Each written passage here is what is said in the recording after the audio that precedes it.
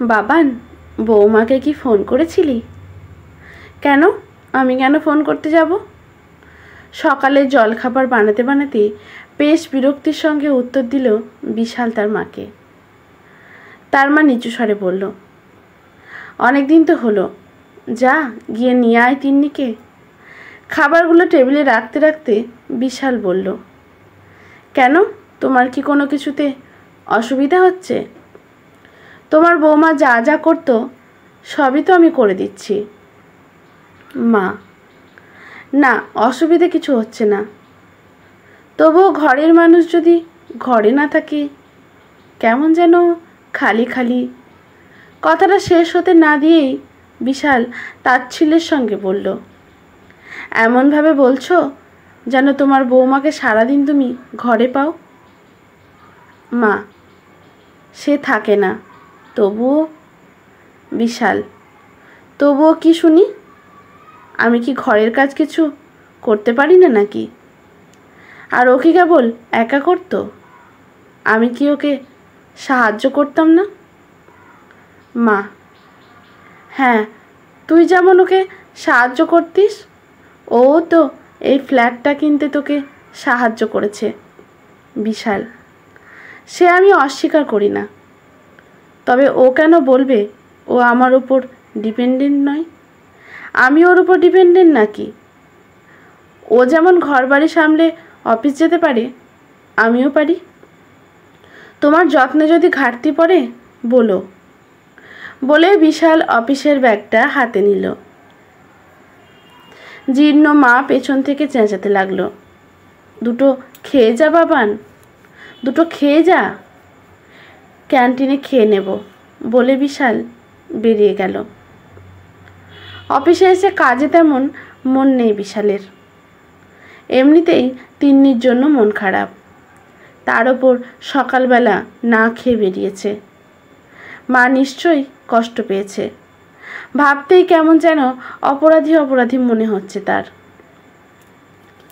Lunch টাইমে office ক্যান্টিনে আনমনে বসে আছে সে। এমন সময় তার অফিস কলিগ নিরঞ্জনবাবু এসে হাজির।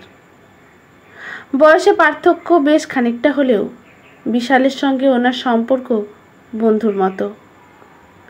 উনি বিশালের পিঠে হাত চাপড়ে বললেন, কি খবর, সমস্যা মিটল?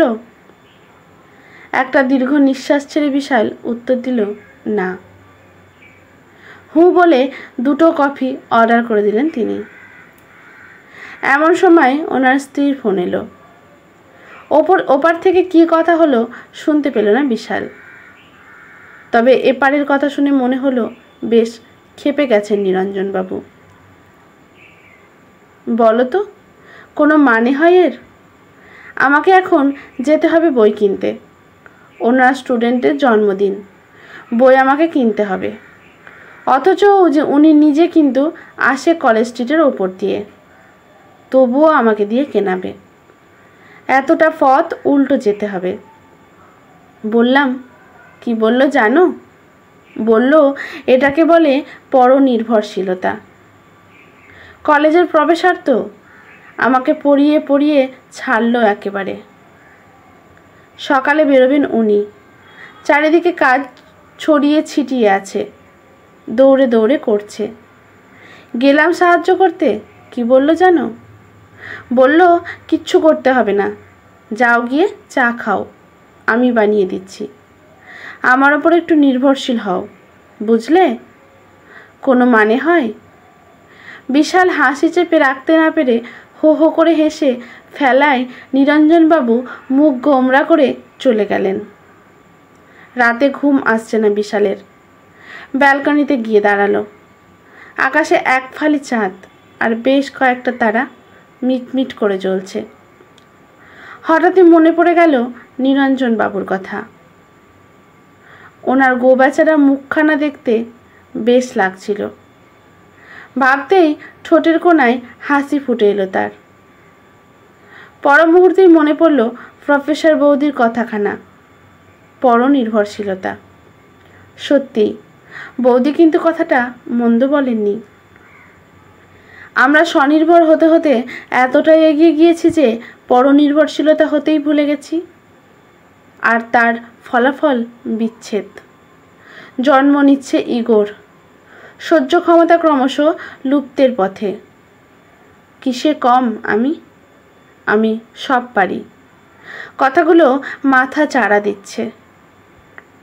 অবশেষে পকেট থেকে ফোনটা বার করে ফোন করলো তিন্নিকে। তিন্নি, কি হয়েছে? ফোন করলে কেন?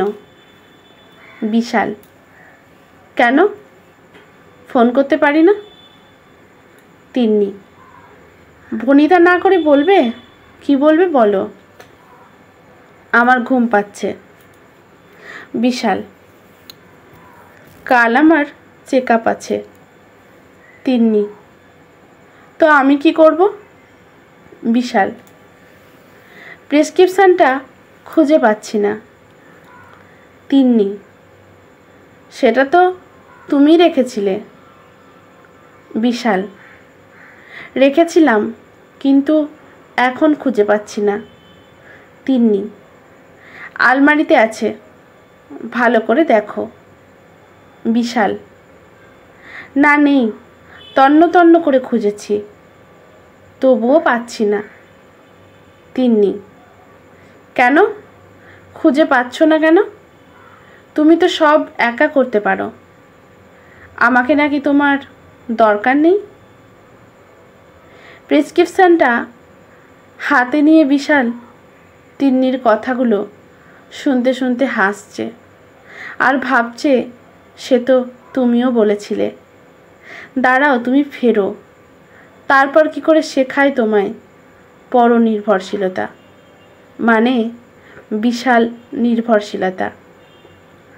ওপার থেকে তিন্নি চেঁচিয়ে যাচ্ছে, কি হলোটা কি?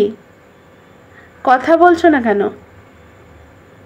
বিশাল, কাল সকালে চলে এসো।